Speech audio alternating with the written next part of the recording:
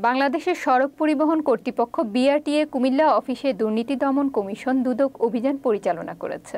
বুধবার ৭ মে দুদক কুমিল্লা আঞ্চলিক অফিসের সহকারী পরিচালক মাসুম আলীর নেতৃত্বে ৩ সদস্যের একটি টিম অভিযানটি পরিচালনা করেন। মাসুম আলী অভিযানের সময় জানান, বিআরটিএ কুমিল্লা অফিসে দালাল ছাড়া কোনো কাজ সম্পন্ন হয় না এবং এখানে সেবা গ্রহীতাদের কাছ থেকে অতিরিক্ত অর্থ আদায়ের অভিযোগও পাওয়া যায়। তিনি আরও বলেন, আনসার বাহিনীর সদস্যরা দায়িত্ব পালনের সময় এসব অনিয়মের সঙ্গে জড়িত রয়েছেন বলে অভিযোগ উঠেছে। এ অভিযোগের ভিত্তিতে দুদক প্রথমে ছদ্মবেশে অভিযান চালায় এবং অভিযানে সকল অভিযোগের সত্যতা পাওয়া যায়। তবে আনসার বাহিনীর সদস্যদের বিরুদ্ধে কোনো সত্যতা পাওয়া যায়নি। তিনি জানান, বিআরটিএ অফিসের কোনো কর্মকর্তা এ অনিয়মের সঙ্গে জড়িত কিনা তা তদন্ত করা হচ্ছে। এছাড়া অফিসের বাইরের কোনো ব্যক্তির ইনভলভমেন্ট রয়েছে কিনা তা খতিয়ে দেখতে কিছু রেকর্ডপত্র চাওয়া হয়েছে, যা পর্যালোচনা করে পরবর্তীতে জানানো হবে। সহকারী পরিচালক, দুর্নীতি দমন কমিশন, সম্মানিত জেলা কার্যালয় কুমিল্লা। আমার সাথে প্রতিনিধি দলের সদস্য হিসেবে আছেন সিদ্দিকুর রহমান রুবেল, উপসহকারী পরিচালক। আমরা ৩ জন টিম এসেছি কুমিল্লা বিআরটিএ অফিসে। বিভিন্ন অভিযোগগুলোর মধ্যে রয়েছে দালালের দৌরাত্ম্য।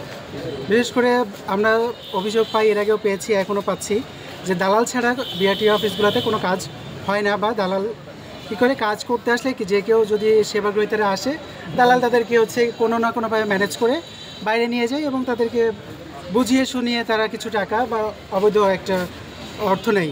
তো আমরা এই অভিযোগের প্রেক্ষিতে এসে আমরা প্রথমে অবজারভেশনে ছিলাম, ছদ্মবেশে এখানে অবজার্ভ করেছি।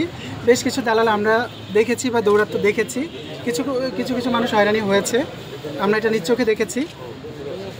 তো এই এক পর্যায়ে আমরা কয়েকজনকে পেয়েছি যাদের অভিযোগ ছিল তারা কয়েকদিন ধরে সেবা পাচ্ছে না বা ভুক্তভোগী হচ্ছে। তো আমরা তাদেরকে তাৎক্ষণিক একটা সমস্যা সমাধানের জন্য ব্যবস্থা করে দিয়েছি এবং কিছু মানুষ অভিযোগ না বুঝে করেছে, যেমন তারা যে ডকুমেন্টস লাগবে সে ডকুমেন্টস নিয়ে আসে নাই, যার কারণে তারা এটা করতে পারে নাই। ঠিক আছে, তো তাদেরকে বলা হয়েছে তারা যেন ডকুমেন্টসগুলো নিয়ে আসে।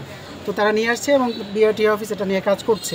আরেকটা অভিযোগ ছিল যে এখানকার কিছু আনসার এখানে দায়িত্ব পালনকালে তারাও এখানে সরাসরি জড়িত থাকেন।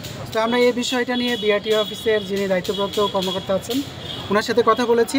উনি বলেছেন এখন ওনাদের আনসার কেউ দায়িত্বে থাকেন না। সুতরাং এই অভিযোগটা আপাতত আমরা এটার সত্যতা পাই নাই, কিন্তু দালালের যে দৌরাত্ম্যটা আছে সেটা পেয়েছি। আর এই অফিসের কোনো অসাধু কর্মকর্তা বা কর্মচারী এখানে জড়িত আছেন কি না সেটা আমরা জানার চেষ্টা করেছি।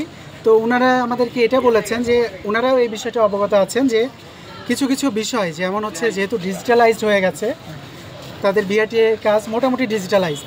তো ডিজিটালাইজড হওয়ার ফলে কিছু কম্পিউটারের দোকানে যখন মানুষ যায় তারা তো নিজেরা এটা ফিল আপ করতে পারছে না। যখন তারা অন্যদের সহযোগিতা নিচ্ছে তখন তারা কিছু টাকা এক্সট্রা নিচ্ছে। তো এটা তাদের আওতার বাইরে, তাদের এখানে করার কিছু নেই। তো আমরা তারপরে বলেছি আপনাদের কাছে যখন আসবে আপনারা এই ডিজিটালাইজড বিষয়টা তাদেরকে একটু বুঝিয়ে দিবেন, যেন তারা পরবর্তীতে এই কাজটা নিজেরাই করতে পারে। আরেকটা বিষয় ছিল এই অফিসের কেউ আছে কিনা। আমরা এই অফিসের জানার চেষ্টা করেছি, কিন্তু এই অফিস যেহেতু সরাসরি কাজ করছে না, কারণ বাইরে কাজ করছে কিনা সেটা আমাদের কিছু রেকর্ডপত্র আমরা চেয়েছি। সেই রেকর্ডপত্র পর্যালোচনা করে পরে এটা আমরা কানেকশন বা বুঝতে পারবো যে এটা তাদের আছে কিনা। এই আমাদের আপাতত এই অভিযানের সামারি।